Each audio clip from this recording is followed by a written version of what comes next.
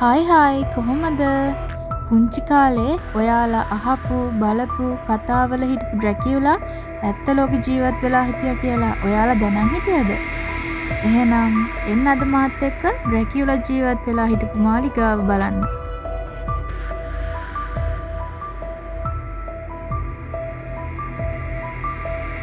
ට්‍රැන්සිල්වේනියා කඳුකරයේ අඳුරු අතීතයක් සංගවාගෙන සිටින brand castle නොහොත් ඩ්‍රැකියුලා මාලිගාව බලන්න ඔයාලත් ආසද?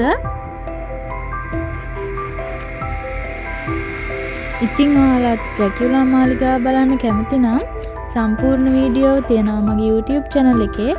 ඒකත් බලන්න. bye bye.